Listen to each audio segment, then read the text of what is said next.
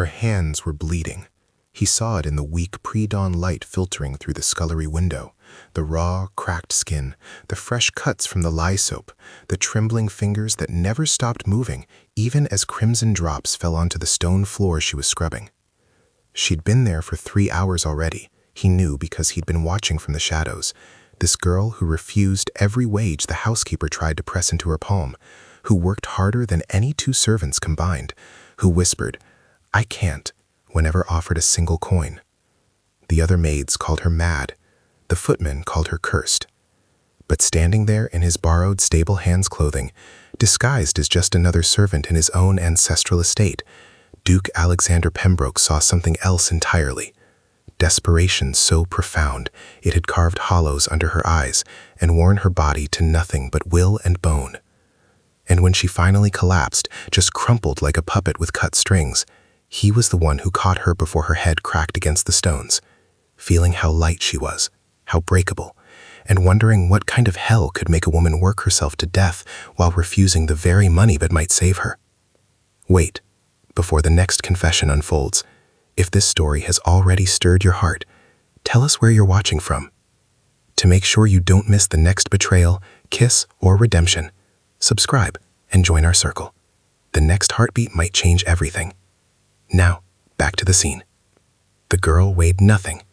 That was Alexander's first coherent thought as he lifted her from the cold scullery floor, her body limp in his arms.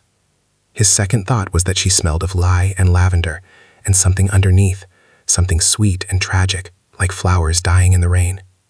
"Christ," he muttered, carrying her toward the servants' quarters. "How long have you been starving yourself?" She didn't answer, couldn't answer. She was unconscious, her breathing shallow and rapid. Her face, now that he could see it clearly, was almost ethereal in its delicacy. High cheekbones, a straight nose, lips that might have been full and soft if they weren't chapped and pale. She couldn't have been more than 22, 23 at most, far too young to look this haunted. Alexander had been living among his own servants for 3 weeks now, part of an experiment his solicitor had suggested after discovering troubling irregularities in the estate accounts.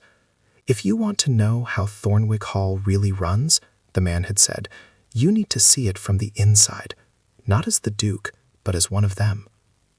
So Alexander had disappeared from London society with a vague excuse about traveling abroad, had donned rough clothing and taken a position as a stable hand at his own estate, using a false name. Thomas Gray, he called himself, a common enough name for a common enough man. The irony wasn't lost on him. For 3 weeks, he'd shoveled manure, groomed horses, and listened to the servants' gossip. He'd learned that his steward was skimming funds, that the housekeeper was selling off silver piece by piece and replacing it with paste, that his head gardener was running an illegal gambling operation in the greenhouse. But none of that had troubled him as much as the girl. Iris, that's what the other maids called her. Just Iris. No surname that anyone seemed to know. She'd appeared at Thornwick Hall 6 months ago, requesting work. The housekeeper, Mrs. Dawson, hired her on the spot, impressed by her refined speech and obvious education. Charity case, the other servants whispered. Fallen gentlewoman, probably ruined by some lord and cast out by her family. But if Iris had a story, she never told it. She simply worked, and worked, and worked. 16-hour days were common. 18-hour days were frequent. She took the hardest tasks, the ones other maids refused, scrubbing the scullery floors on her hands and knees, hauling coal in the dead of winter, climbing 3 flights of stairs to wash windows that nobody but the birds ever saw. And she refused payment. Every Friday, when Mrs. Dawson distributed the weekly wages, Iris would shake her head. "Keep it," she'd say quietly. "Apply it to my debt." What debt? Alexander had wondered. Who did she owe? And why did she look so terrified when anyone pressed her about it? He carried her into the small room she shared with 2 other maids, both of whom were still asleep, snoring softly in the pre-dawn darkness.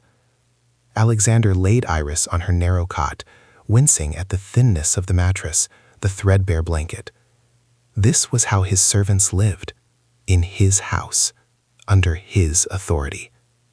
The guilt was sharp and immediate. He wet a cloth from the wash basin and pressed it to her forehead. Her skin was fever-hot, dry as parchment.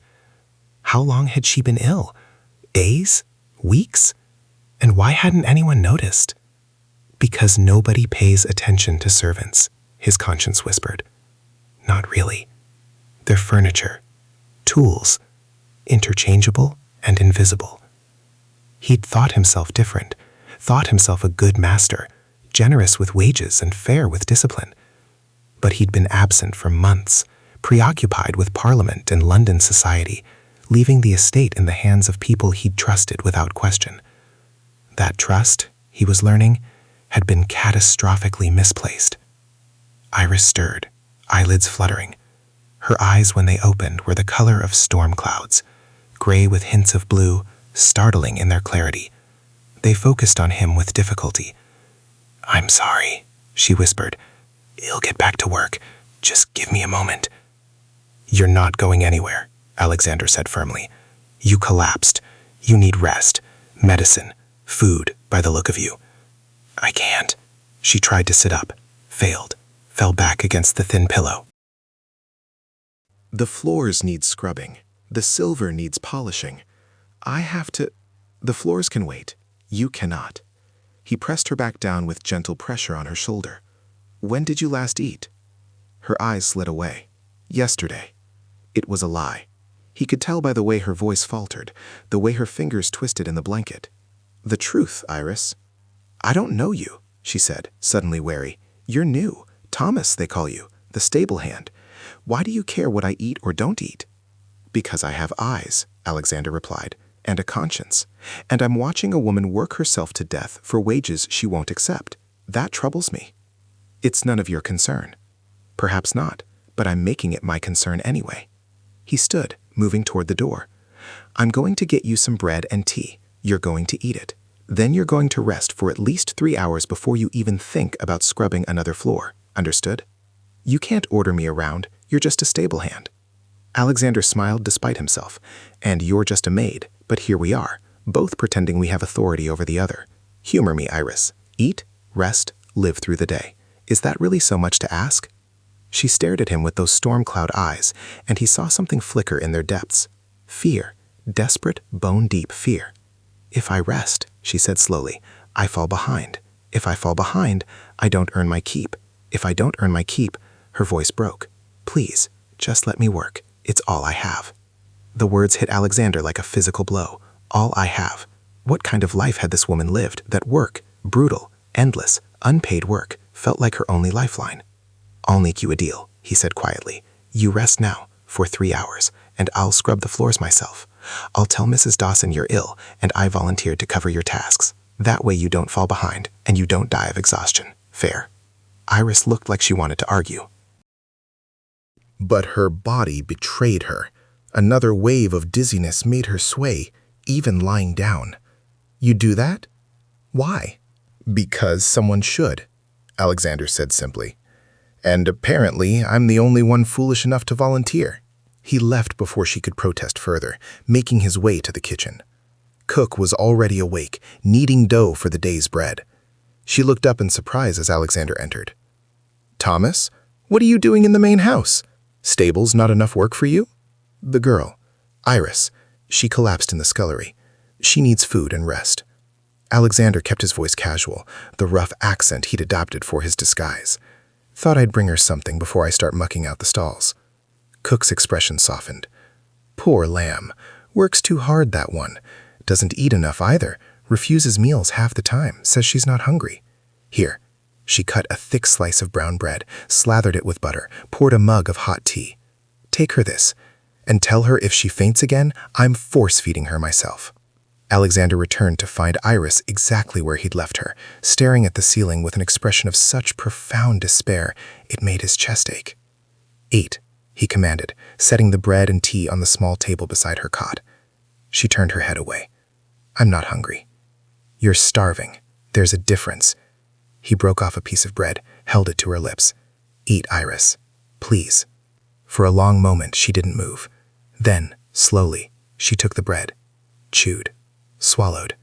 Her eyes closed as if the simple act of eating brought both pleasure and pain. "When did you last have a full meal?" Alexander asked gently. "I don't remember," she whispered. "Weeks? Months? Time gets confused when you're hungry.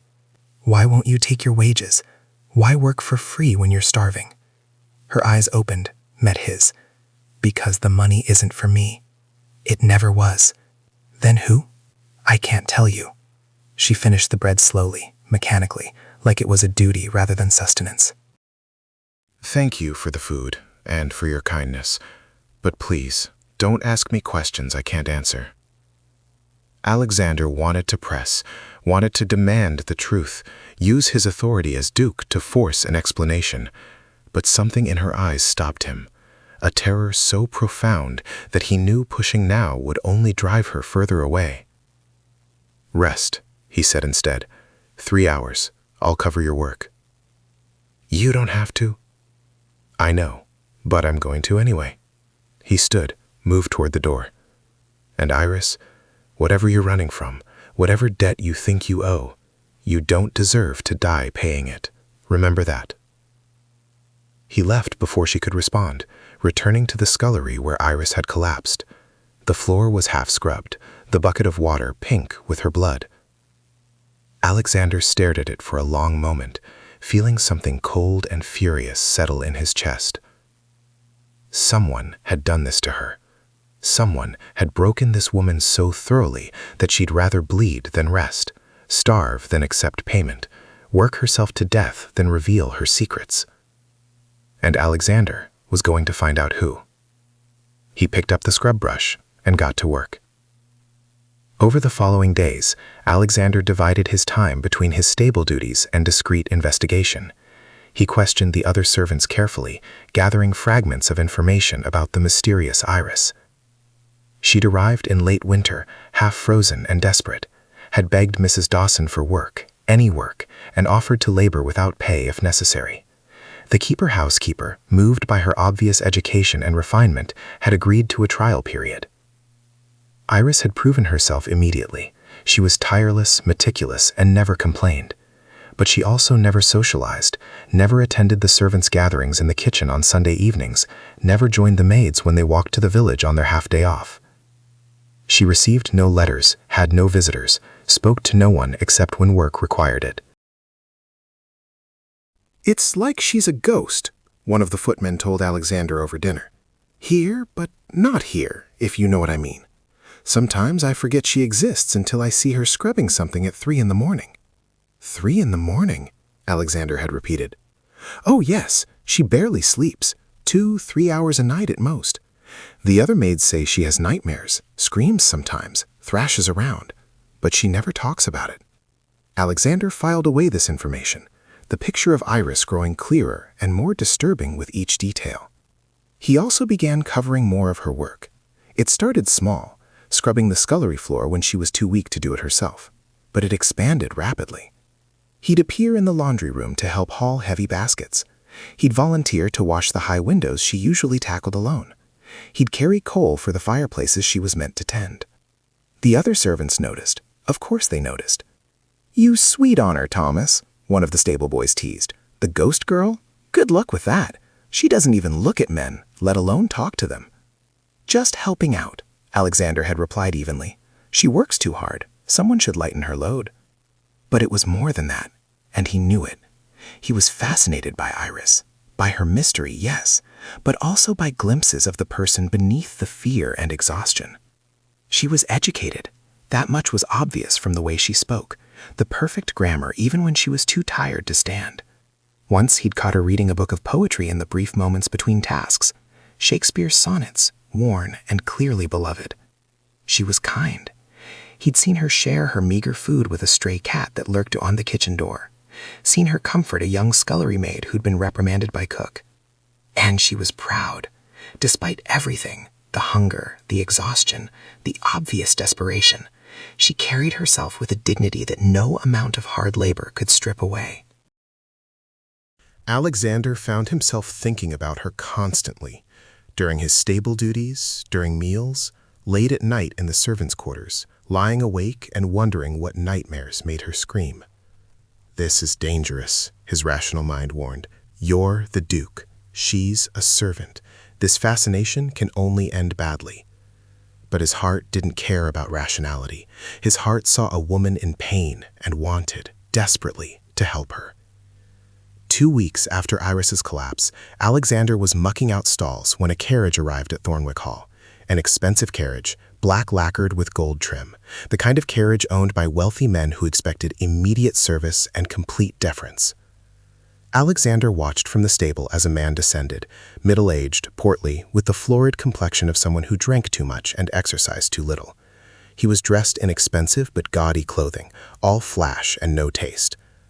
"Where's the Duke?" the man demanded of the footman who'd rushed to greet him. "I was told Pembroke had returned. I have urgent business with him." "His Grace is traveling abroad, sir," the footman replied smoothly. "We expect his return within the month. If you'd like to leave a message—" "Within the month? Unacceptable. I need to speak with someone in authority, the steward then, or the housekeeper." Alexander moved closer, pretending to lead a horse to water while actually eavesdropping shamelessly. Mrs. Dawson appeared, all professional courtesy. "Sir Marcus, what an unexpected pleasure. How may Thornwick Hall serve you?" Sir Marcus. Alexander's mind raced. He knew that name. Sir Marcus Hewitt, a minor baronet with gambling debts and a reputation for cruelty. What business did he have at Thornwick Hall? "I'm here about a debt," Sir Marcus said loudly. "Money owed to me by someone in your employ, a Miss Iris Ashford." Alexander's blood ran cold. Mrs. Dawson frowned. "Iris? Sir, I'm not sure what you mean. She's just a maid. Just a maid now, perhaps." "But 6 months ago, she was Miss Iris Ashford, daughter of the late Lord Ashford, and she owes me £3,000. The world seemed to tilt. Iris was nobility, daughter of a lord, and she owed this odious man £3,000? A fortune by any measure. "I'm afraid I don't understand," Mrs. Dawson said carefully. If Iris has debts, surely that's a matter between you and her, not—" "It becomes the Duke's matter when she's hiding in his household," Sir Marcus interrupted, "when she's using his employment to avoid her obligations. I have a legal claim to her wages, Mrs. Dawson.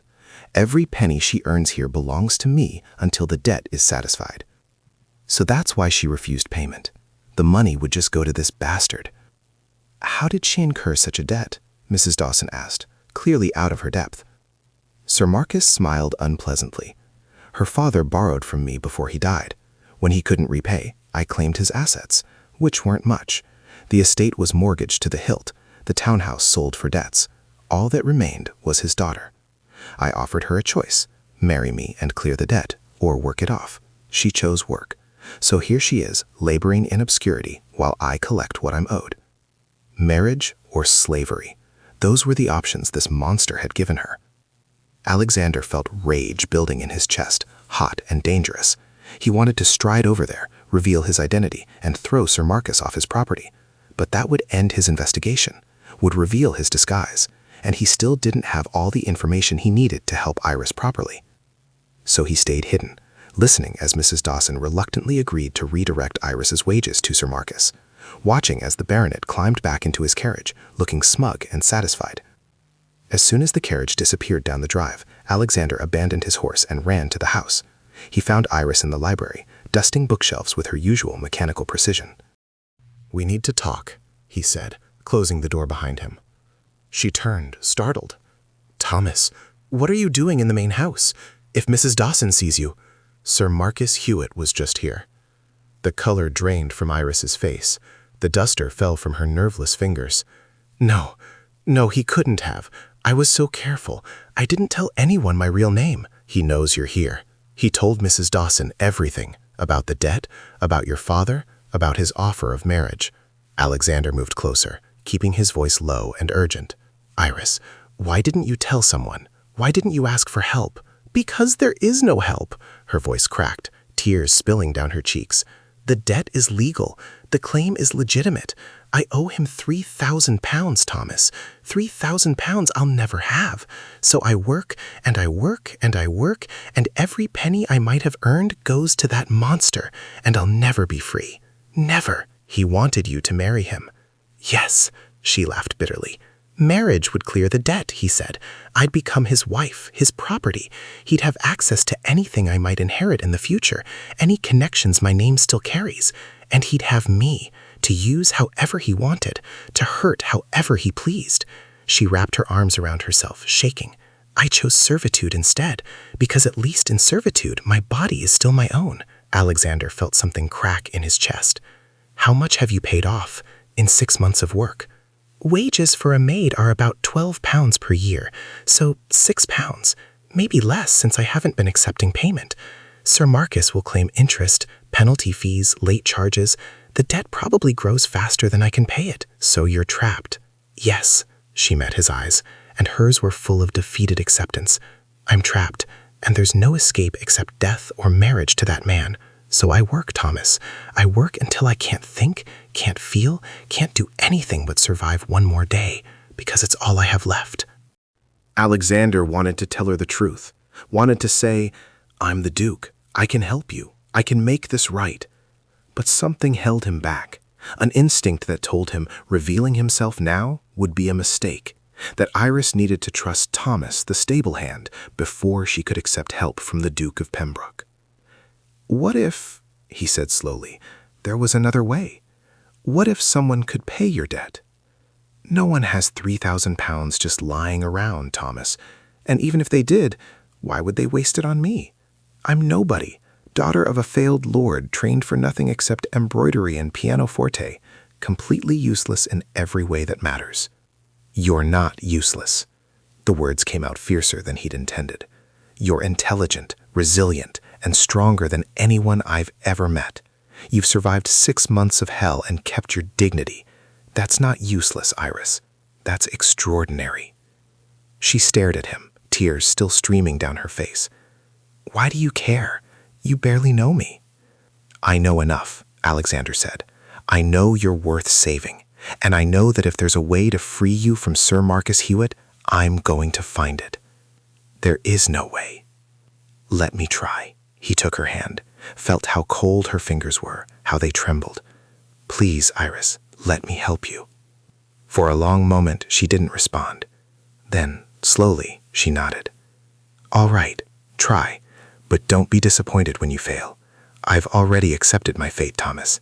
I don't have the strength for hope anymore. Then I'll hope for both of us, Alexander promised. He left her there in the library, his mind already racing through possibilities. £3,000. It was a significant sum, but not impossible. As the Duke, he could pay it easily, but that would require revealing his identity, and he suspected Iris's pride wouldn't accept charity from nobility, even if it meant freedom. No, he needed a different approach. Something that would give Iris agency, dignity, a sense that she'd earned her freedom rather than been gifted it. An idea began forming. Dangerous, complicated, possibly insane, but it might work. Alexander spent the next week putting his plan into motion. It required help, careful, strategic help from people he trusted. First, he sent a coded message to his solicitor in London. The man, Mr. Graves, had served the Pembroke family for 30 years and could be trusted with anything. The message was simple. Investigate Sir Marcus Hewitt, find every debt, every illegal dealing, every skeleton in his considerable closet, and find a legal way to invalidate a £3,000 loan made to the late Lord Ashford. Next, he approached Iris with a proposal. He found her in the kitchen garden, pulling weeds in the late afternoon sun. She looked up as he approached, wariness in her eyes. I've been thinking about your situation, Alexander said without preamble, and I have an idea, but it requires your cooperation. What kind of idea? The kind where you stop refusing your wages, where you accept every penny Mrs. Dawson offers and save it carefully, and where you trust me to do something potentially stupid and definitely risky with information you're going to give me. Iris set down her trowel. I'm listening. I need the original loan documents, the ones your father signed with Sir Marcus. Do you have them? She hesitated. I have copies. I managed to take them before Sir Marcus seized the house. They're hidden in my room. Get them for me, tonight, and I promise you, Iris, I'm going to find a way to break you free. How? Thomas, you're a stable hand. What can you possibly— I have connections, he interrupted, which was true enough. People who owe me favors. People who know the law better than Sir Marcus does. Trust me, please. She studied his face for a long moment. Then, incredibly, she smiled. It was a small smile, fragile as glass, but real. You're either very brave or very foolish, Thomas Gray. I haven't decided which. Can't I be both? I suppose you can. She picked up her trowel again, turned back to the weeds. I'll get you the documents tonight, but Thomas, don't sacrifice yourself for me. I'm not worth it. I'll be the judge of that, Alexander said quietly. That night, Iris slipped him a worn leather portfolio containing the loan documents. Alexander took them to his quarters and read by candlelight, his legal education from Cambridge serving him well. The contract was sloppy. Exploitative, yes, but also poorly drafted, with several clauses that might be challengeable in court. Sir Marcus had clearly expected Lord Ashford to die before the debt came due, expected to simply seize assets without legal contest. He hadn't counted on the daughter fighting back. Alexander made detailed notes, then sent another message to Mr. Graves. This one was longer, outlining specific legal vulnerabilities in the contract and requesting research into precedent. The response came 5 days later, delivered by special courier. Alexander intercepted it before anyone else saw, reading in the privacy of the stable. Mr. Graves had done thorough work. Sir Marcus Hewitt was drowning in debt himself, gambling losses mostly. He'd borrowed heavily from several London moneylenders and was using questionable means to pay them back. The loan to Lord Ashford had been one such questionable means. He'd loaned money he didn't have, charging extortionate interest, hoping to profit from the Lord's desperation. More importantly, Mr. Graves had found a technicality. The loan had been made without proper witnesses. According to the law, any loan over £500 required 2 independent witnesses to be legally binding. Sir Marcus's contract had only one witness, his own steward. The loan was invalid. Alexander felt triumph surge through him. He had it. The key to Iris's freedom. But he couldn't reveal this yet. If he confronted Sir Marcus now, the baronet would simply destroy the evidence and create new documentation. No, Alexander needed to trap the man publicly in a way that left no room for manipulation. He needed Sir Marcus to come to Thornwick Hall again, needed to confront him before witnesses, needed to do it in a way that protected Iris completely. Which meant it was time to stop being Thomas Gray. It was time to be the Duke again. Alexander arranged everything carefully. He sent word to London that he was returning from his travels, sent invitations to several prominent legal minds, asking them to attend a dinner at Thornwick Hall, and sent a personal message to Sir Marcus Hewitt, requesting his presence to settle the matter of Miss Ashford's debt. Sir Marcus arrived 2 days before the dinner, smug and confident.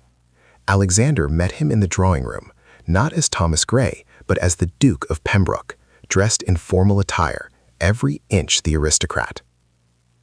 Your Grace, Sir Marcus bowed. Thank you for seeing me. I apologize for pestering your household during your absence, but the matter of Miss Ashford's debt has become urgent. Urgent? Alexander kept his voice neutral. How so? She's been working here for 6 months without paying me a penny. I have a legal claim to her wages, yet your housekeeper has been resistant to honoring that claim.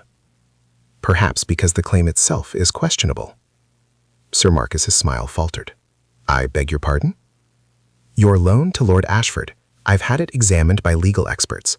There are irregularities. Irregularities? The baronet laughed nervously. Your Grace, I assure you everything was conducted properly. Was it? Alexander pulled the loan documents from his desk drawer. Because according to the law, any loan over £500 requires 2 independent witnesses. Your contract has only one, your own steward, who can hardly be called independent. The color drained from Sir Marcus' face. That's a mere technicality. Technicalities matter, Sir Marcus, especially in legal contracts. This loan is invalid, which means Miss Ashford owes you nothing. You can't do this. Sir Marcus surged to his feet. I have rights. That girl's father borrowed from me in good faith. In good faith? Alexander's voice went cold. You loaned money you didn't have, charged illegal interest rates, and attempted to force a gentlewoman into marriage to cover a debt that shouldn't exist. I'd call that many things, Sir Marcus, but good faith isn't one of them. I'll take this to court. I'll sue. You'll do nothing. Alexander stood, drawing himself to his full height. Because if you pursue this matter further, I'll make sure every one of your creditors knows about your questionable lending practices. I'll expose every shady deal, every manipulated contract, every illegal interest rate. You'll be ruined, Sir Marcus, completely and utterly ruined. Sir Marcus opened and closed his mouth like a fish drowning in air. You're threatening me? I'm offering you a choice, Alexander corrected. Walk away from Miss Ashford. Forgive the debt. Forget she exists, and I'll keep your secrets. Continue to harass her, and I'll destroy you. It's really quite simple. For a long moment, Sir Marcus just stared at him. Then his shoulders slumped. She's free? Just like that? Just like that? And if I refuse? Alexander smiled coldly. You won't refuse, because you're a coward who preys on the vulnerable. And when faced with someone who can actually fight back, you fold. Now get out of my house. And if I ever hear that you've contacted Miss Ashford again, I'll make good on every threat I've just made. Sir Marcus left without another word, practically running to his carriage. Alexander watched him go, feeling satisfaction mixed with residual anger. The man had tried to destroy Iris. Had taken a grieving daughter and turned her into a slave, and now he was scurrying away with his tail between his legs, defeated by the very technicality he'd been too sloppy to avoid. Your Grace?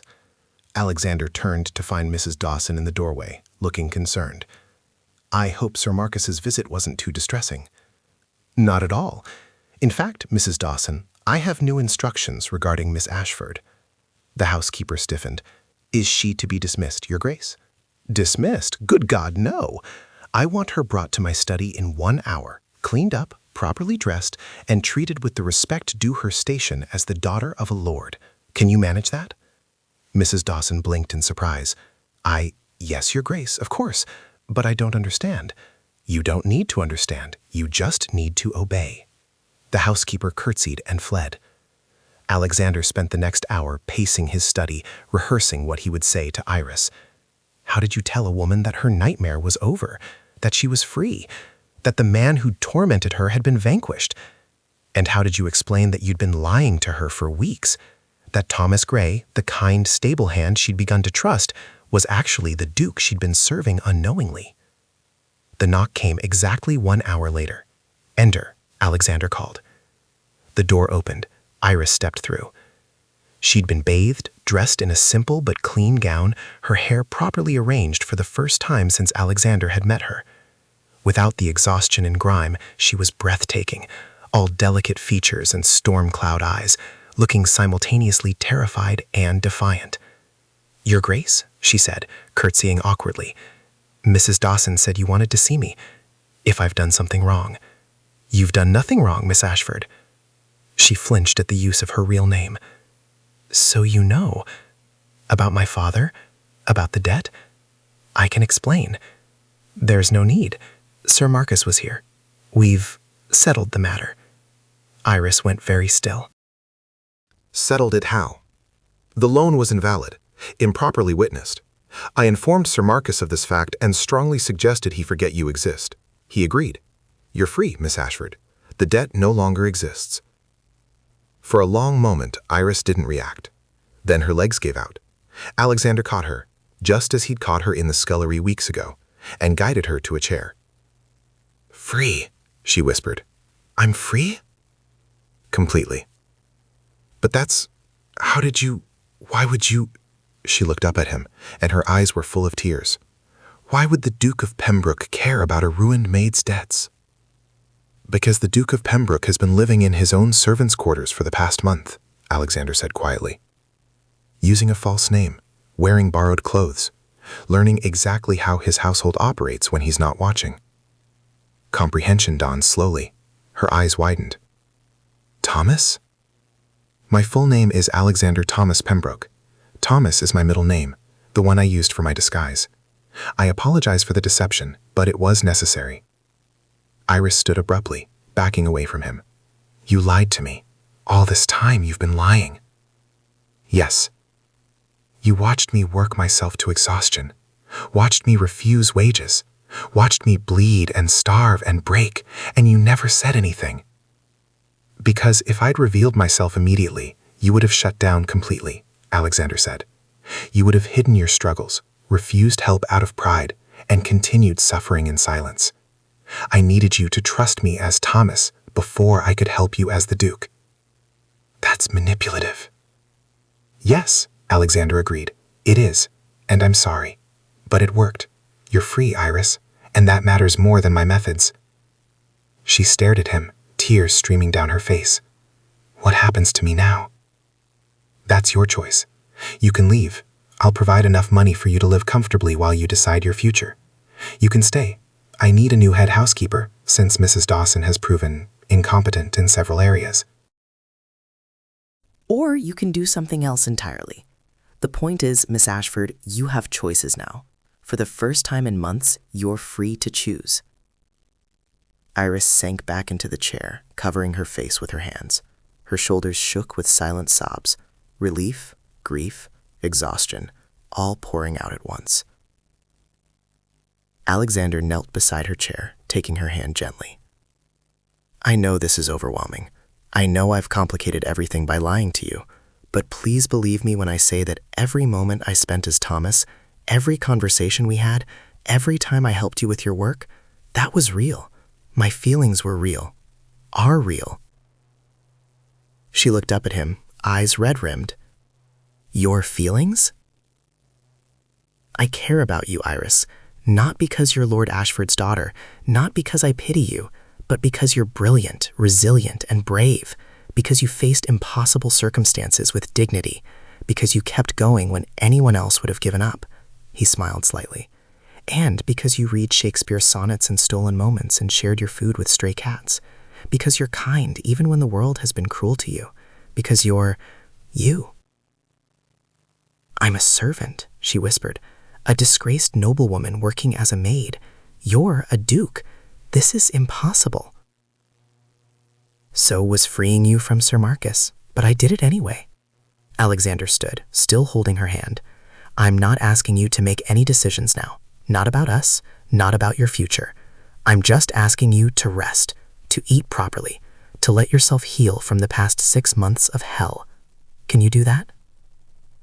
Iris nodded slowly. I think so. Yes. Good.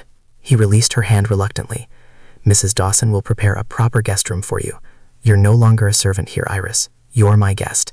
And when you're ready, when you've had time to think, to recover, to remember who you are, we'll talk again about everything. And if I decide to leave, then I'll wish you well and provide whatever assistance you need to start your new life. Alexander met her eyes steadily. I want you to stay, Iris. I want you to give me a chance to prove that what I feel is real, not some duke's passing fancy for a rescued damsel. But I won't force you. The choice is yours, always. She stood, smoothed her borrowed dress with shaking hands. Thank you, Your Grace, for everything, for saving me, for being kind when you didn't have to be, for seeing me when everyone else just looked through me. Her voice dropped to a whisper. I don't know what I'm going to do, but I know that for the first time in months, I can breathe without feeling like I'm drowning. And that's because of you. Rest, Alexander said gently. Everything else can wait. Iris curtsied and left, moving like someone in a dream.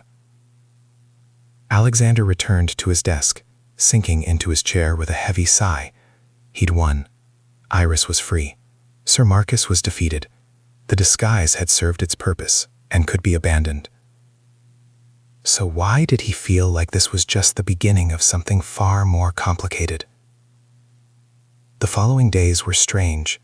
Iris occupied a guest room, attended by the same maids who'd once worked alongside her. She took meals in the small dining room, read books from the library, walked in the gardens. And she carefully avoided Alexander.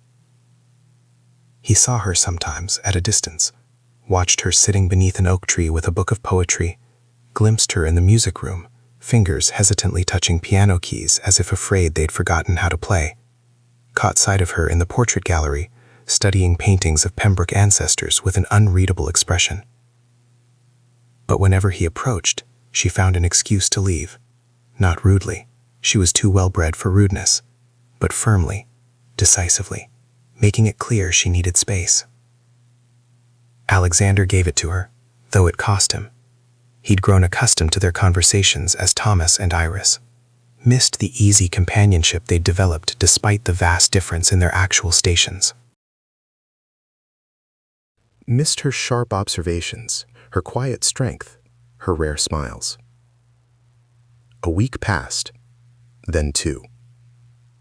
The dinner party Alexander had arranged, the one meant to feature Sir Marcus's humiliation, was cancelled.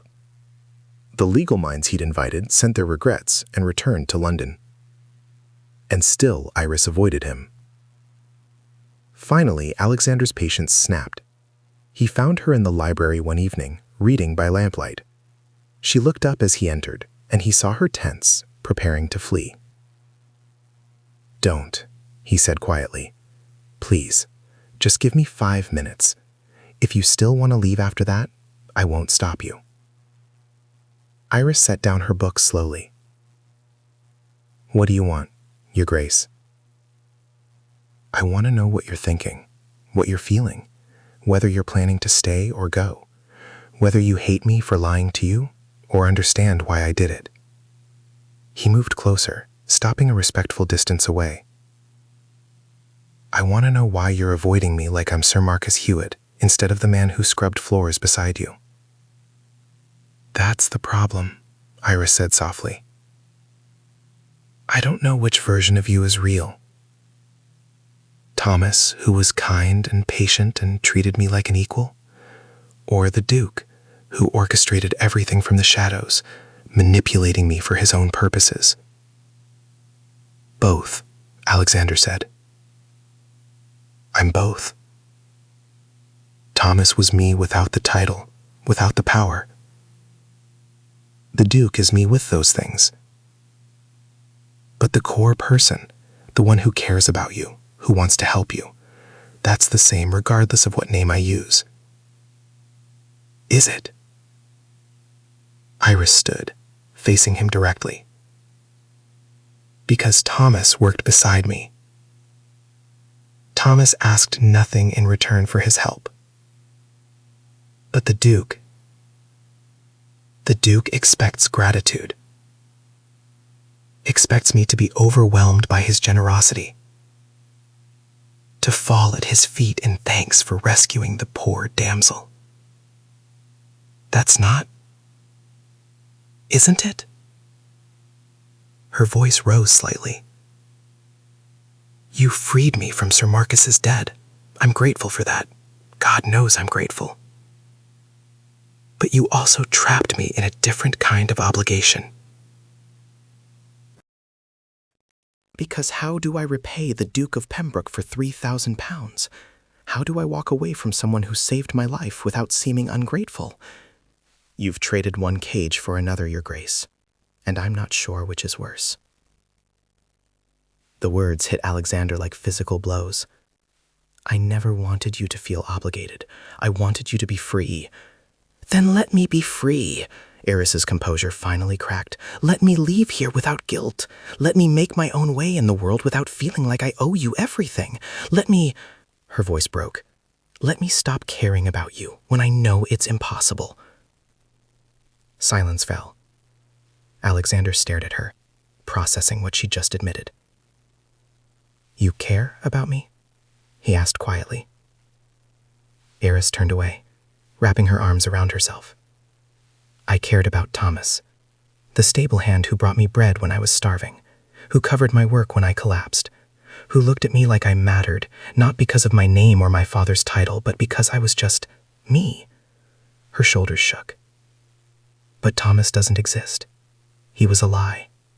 A mask the Duke wore to observe his servants. And I'm mourning someone who was never real. He was real, Alexander said urgently, crossing the distance between them. Iris, listen to me. The only lie was the name and the clothing. Everything else, every conversation, every moment we shared, that was real. I didn't pretend to care about you. I didn't fake my concern when you collapsed or my anger at how you were being treated. That was all real. How can I believe you? She turned to face him, tears streaming down her face. How can I trust anything you say when you lied about everything else? Because I'm telling you now. No disguises, no games, just the truth. Alexander took her hands, felt them trembling. I fell in love with you, Iris. Not with Lord Ashford's daughter. Not with the tragic figure in need of rescue. With you, the woman who read poetry in stolen moments, who shared her food with stray cats, who kept going when anyone else would have broken. I fell in love with your strength, your kindness, your courage. And that love doesn't change whether I'm Thomas or Alexander. It's the same. I'm the same. Iris stared up at him, searching his face. You love me? Yes. That's insane. We barely know each other. I've lived among the servants for a month. I've watched you every day, talked with you, worked beside you, seen you at your worst and best. How long does it take to know someone, Iris? How many conversations? How many shared moments? How many times watching them face impossible odds with grace? He smiled slightly. I think I've known you longer as Thomas than many couples know each other before marriage. But you're a duke. And you're the daughter of a lord. We're not so different in rank. My father died in debt. My family name is disgraced. Your father made mistakes. You didn't. You've done nothing wrong, Iris, and anyone who judges you for his failures isn't worth your concern. She pulled her hands free, pacing away from him. This is too much, too fast. I've gone from being a slave to Sir Marcus to being, what? Your charity case? Your project? My equal, Alexander said firmly, if you'll allow it. I'm not asking you to be grateful. I'm not asking you to owe me anything. I'm asking you to give us a chance, to see if what we had as Thomas and Iris can survive the reality of who we actually are. And if it can't, then we'll know, and you'll still be free. I'll still help you establish yourself independently, provide references, money, whatever you need. Your freedom isn't conditional on returning my feelings, Iris. It's absolute. She stopped pacing, staring at him with those storm cloud eyes. You mean that? On my honor. What happens if I stay? If I give this a chance?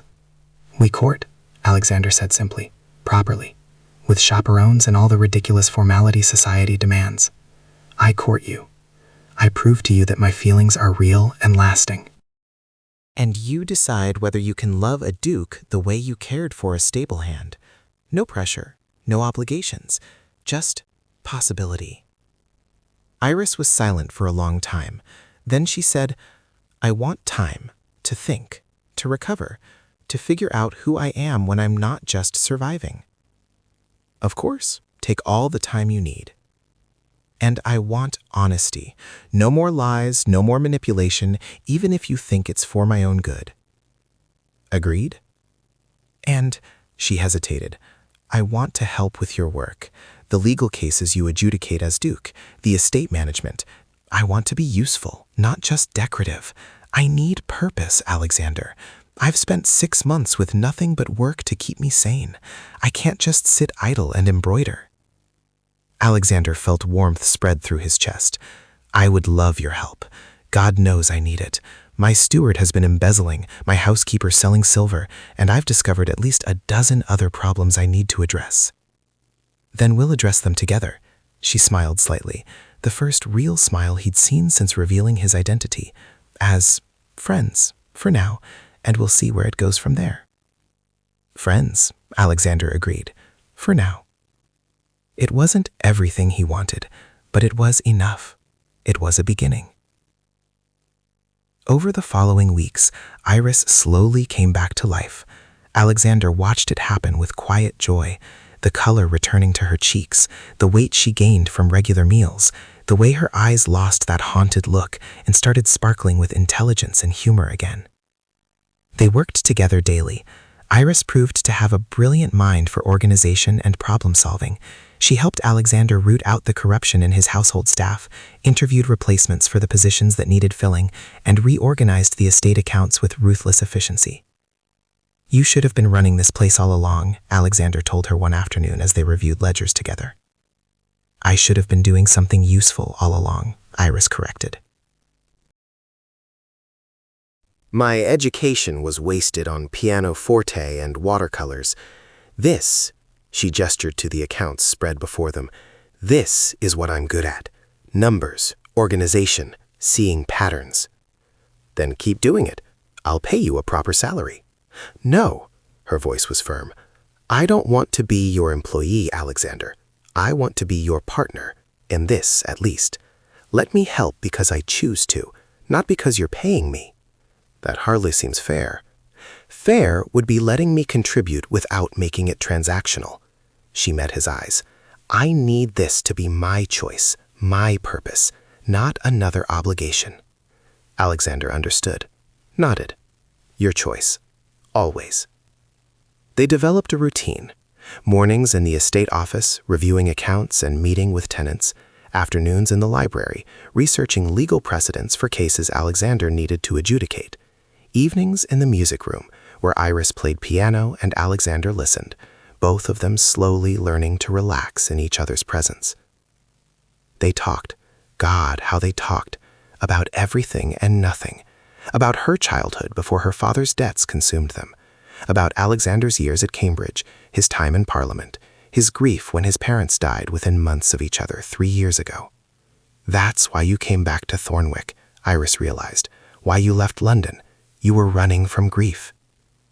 And responsibility, Alexander admitted. I didn't want to be the Duke, didn't want the weight of all these people depending on me. So I fled to London, to Parliament, to anything that let me pretend I was just a man instead of a title. And the disguise, becoming Thomas, was the same thing in a way, a chance to be just a person, to work with my hands, to be judged for what I did rather than who I was born to be. He smiled ruefully. I found it remarkably freeing, right up until I met you and realized that freedom came at the cost of honesty. Do you regret it? The disguise? Sometimes. The lying? Always. He reached across the piano, took her hand. But meeting you? Never. Even if you'd rejected me completely, even if we'd never become friends, just knowing you exist, knowing what strength and grace look like in human form, that would have been worth it. Iris blushed, looking down at their joined hands. You're very good with words, Your Grace. Alexander, please. When it's just us, I'm Alexander. Alexander, she repeated softly. I think I prefer Thomas, though. It suits you better. Then call me Thomas. I'll answer to either. She laughed, and the sound was like sunlight breaking through clouds. 3 months after Sir Marcus's defeat, Alexander threw a ball. To introduce the new season, he told Iris, but they both knew the real reason. He wanted to show her off, to let society see her as the accomplished, intelligent woman she was, rather than the ruined servant they assumed her to be. He reached across the piano, took her hand. But meeting you? Never. Even if you'd rejected me completely, even if we'd never become friends, just knowing you exist, knowing what strength and grace look like in human form, that would have been worth it. Iris blushed, looking down at their joined hands. You're very good with words, Your Grace. Alexander, please. When it's just us, I'm Alexander. Alexander, she repeated softly. I think I prefer Thomas, though. It suits you better. Then call me Thomas. I'll answer to either. She laughed, and the sound was like sunlight breaking through clouds. 3 months after Sir Marcus's defeat, Alexander threw a ball. To introduce the new season, he told Iris, but they both knew the real reason. He wanted to show her off, to let society see her as the accomplished, intelligent woman she was, rather than the ruined servant they assumed her to be. Iris was terrified. I haven't attended a ball in years. I've forgotten how to dance, how to make small talk, how to... You'll be fine, Alexander assured her. You're brilliant with people when you're not exhausted and starving. Society will love you. Society will judge me. Let them. Their judgment means nothing to me. Only yours matters. The ball was a calculated risk. Alexander invited carefully, people he trusted to be fair, families who valued character over scandal, younger members of the nobility who cared more about wit than pedigree. When Iris descended the stairs in a gown of deep blue silk, Alexander's breath caught. She was stunning. Not just beautiful, though she was that, but radiant with confidence she'd worked hard to reclaim. The evening was a success. Iris danced with several young lords, all of whom were charmed by her intelligence and grace. She held conversations about literature, music, politics, subjects ladies weren't supposed to know about, but which made her infinitely more interesting than the simpering debutantes who only talked of fashion. And when Alexander finally claimed her for a waltz, leading her onto the floor as the orchestra played, he felt like the luckiest man alive. "You're glowing," he murmured as they moved through the dance. "I'm terrified," Iris corrected, "but thank you for lying." "I'm not lying. You're magnificent tonight, Iris. Everyone can see it. They can see Lord Ashford's daughter, cleaned up and presented properly. They don't see who I really am." "Then they're fools." Alexander pulled her fractionally closer, bending the rules of propriety slightly. "I see you, the real you, the woman who survived 6 months of hell and came out stronger, the woman who refused to marry a monster even when it meant slavery, the woman who kept her dignity when everything else was stripped away. That's who you are, Iris, and that's who I love." She missed a step, recovered quickly. "You still love me? Even after 3 months of me being difficult and demanding and refusing to commit to anything?" "Especially after 3 months of that," Alexander said, "because every moment of difficulty has been honest, real. You're not pretending to be someone you're not to please me. You're being yourself, and yourself is extraordinary." "I'm not extraordinary. I'm just stubborn." Tomato, tomato. She laughed, and this time when she looked at him, there was something new in her eyes, something soft and vulnerable and hopeful. "I think," she said quietly, "I might be ready to stop being just friends." Alexander's heart leapt. "Yeah? Yeah. I think I love you, Alexander Thomas Pembroke. Both versions of you, the Duke and the stable hand, the man who saved me and the man who scrubbed floors beside me. All of it. All of you." "Thank God," Alexander breathed, "because I was starting to worry you'd friend-zone me permanently." "Friend-zone?" Iris laughed. "Is that even a thing?" "It is now, and it's terrible. Don't recommend." The waltz ended. They should have separated, returned to opposite sides of the ballroom as propriety demanded. Instead, Alexander kept hold of her hand, leading her out onto the terrace where the night air was cool and stars scattered across the sky like diamonds. "Iris Ashford," he said formally, "I know this is fast. I know we've only known each other, properly, honestly, for 3 months. But I've never been more certain of anything in my life. I love you. I want to marry you. I want to spend every day working beside you, laughing with you, building a life that matters. Will you marry me?" Iris stared at him, eyes wide. Then she started crying, happy tears this time, not the desperate sobs of months past. "Yes," she said through her tears. "Yes, you ridiculous man, I'll marry you." Alexander kissed her then, there on the terrace with the ball still going on inside and stars as their only witnesses. It was everything he'd imagined, sweet and perfect and full of promise. When they finally separated, both breathless and grinning like fools, Iris touched his face gently. "Thomas?" "Yes?" "Thank you for seeing me, for saving me, for loving me when I didn't think I deserved to be loved." "You deserve everything good in this world," Alexander said seriously, "and I'm going to spend the rest of my life making sure you get it." "We'll spend the rest of our lives making sure we both get it," Iris corrected. "Partners in everything." "Partners," Alexander agreed, "in everything." They married 3 months later in a ceremony that scandalized half of Durham and delighted the other half. Lady Victoria Ashcroft attended, beaming with pride at seeing another woman rescued from impossible circumstances. Thomas Wickham came with his family, grateful for the Duke who'd saved them twice over. Even some of the household servants attended, Mary among them, crying happy tears throughout the entire ceremony. As Alexander slipped the ring onto Iris' finger, he thought about the journey that had brought them here. His disguise as Thomas Gray, her months of suffering under Sir Marcus's thumb, the moment in the scullery when he'd caught her broken body and promised himself he'd save her. It had all led to this, to partnership, to love, to two people who'd found each other in the darkest circumstances and chosen to build something beautiful together.